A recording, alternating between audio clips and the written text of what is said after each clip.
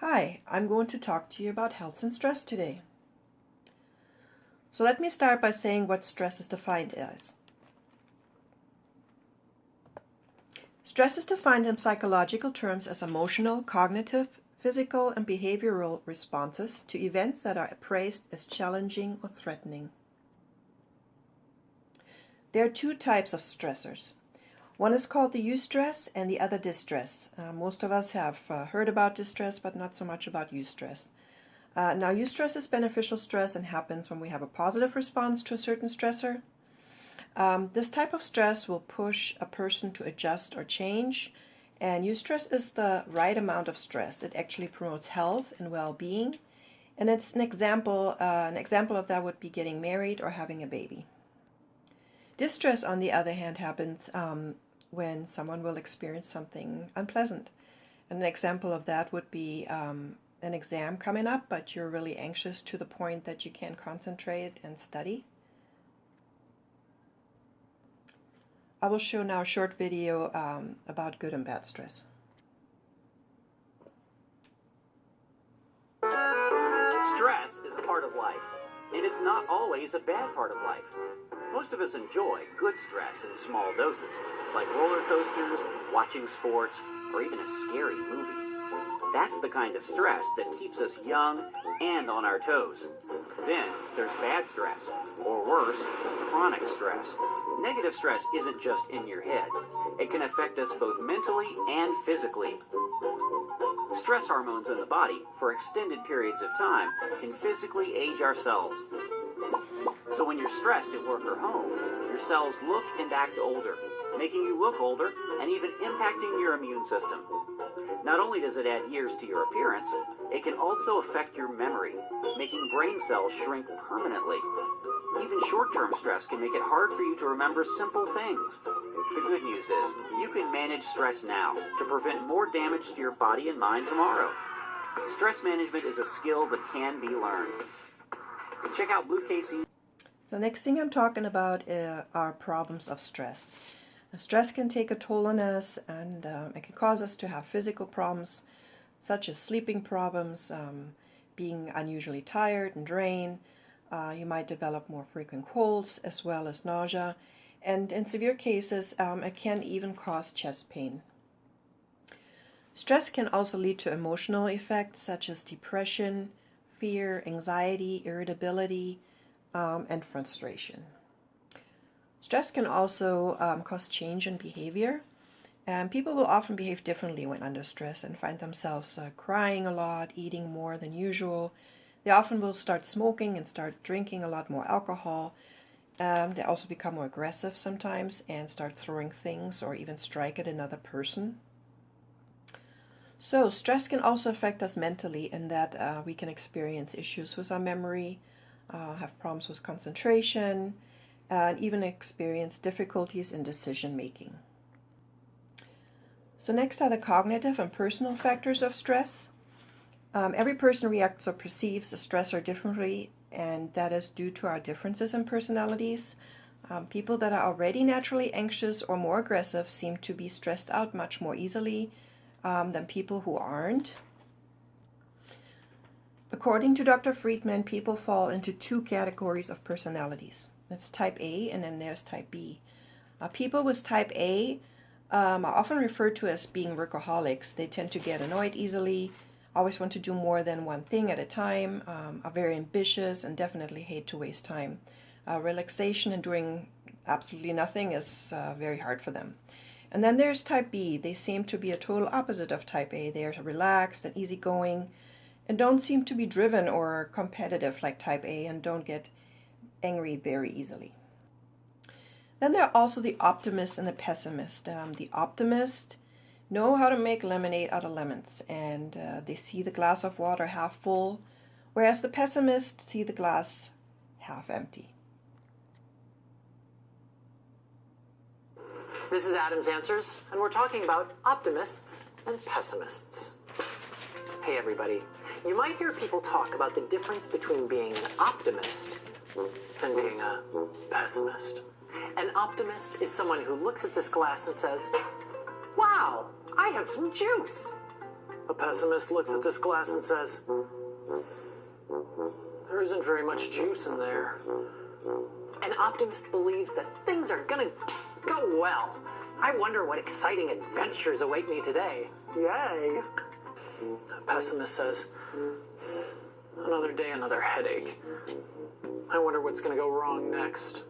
Birthdays are a great time to note the difference between the optimist and pessimists.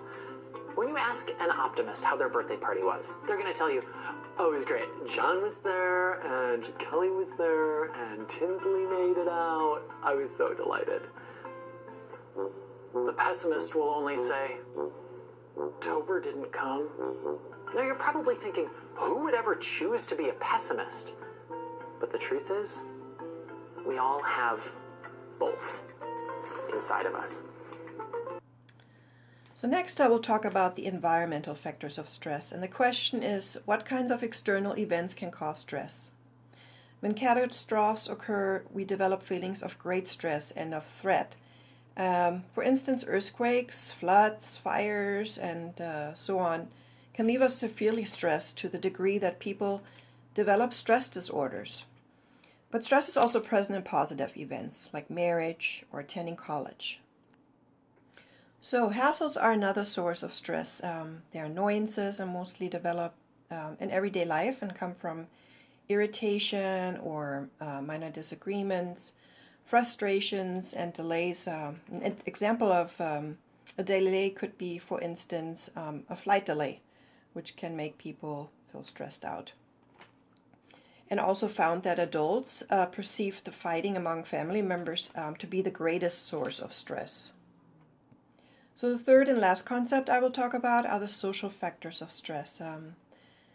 I picked poverty, job stress, and acculturative stress. If you have ever lived in poverty, you know that how stressful it is, and not just for you, but your children as well. Not having money to pay for the bills and basic necessities every month can cause high-level stress.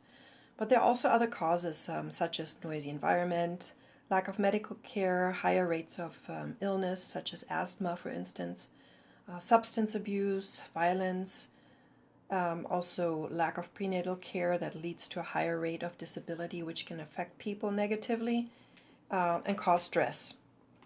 Then there's the job stress, which mostly everyone can identify with. Work can get really stressful at times, and work stress affects us, such as having to work extra long hours, time pressure from the manager about a project that is due in a very short time, work conditions that are poor, could be sexism or racism, lack of a variety of tasks, and even having a job that is not meaningful to you. These all impact people in a negative way. And so wherever your stress comes from, it will work itself eventually out in form of headaches, indigestion, high blood pressure, and other physical symptoms. And the psychological symptoms, like we already discussed earlier, are anxiety, depression, anger, irritability, amongst others. And the last form of stress is acculturative stress, and this type of stress happens when somebody from another country and from a different culture has to suddenly live in another culture. They're having to adapt and change to a new culture, and having to deal with maybe discriminations and prejudices for being different. Those are all factors that create stress. And so we're going to watch another short video. How do you know if your job is too stressful? I'm often asked that question, and I encourage people to think about their work and to think about how they feel at the end of the day. So let's say you're an account executive and you have lots of clients, and you go into work at 9 in the morning, and you have challenges, and you have meetings, and you have conference calls, and you have conflicts that you might need to address, and you have some laughs, and you wind up at the end of your day, which could be 8 or 9 o'clock at night. How do you feel? Do you feel that, yeah, it was a challenging day, I'm a bit tired, I'm glad the day's over, but all in all, some really terrific things happened, we solved some problems, and I'm ready to go back tomorrow and do it again, and I'm going to be happy about that. Versus an account executive who deals with the same set of activities during a day and winds up at the end of the workday feeling like she or he has been run over by a locomotive. And the thought of getting up the next day and doing it all over again is so horrifying that it just makes them want to stay in bed. So if you're account executive B, that's a real signal to think about either making some major changes to your existing work or perhaps changing it altogether. The problem with stress is that if we don't address it, it builds up and builds up and builds up and causes physical and emotional problems and gets us into a rut. And the longer we don't deal with stress and don't effectively manage it, the greater the chances are that it's going to do us harm, that's going to be hard to extract ourselves from. So this is the end. Thanks for watching.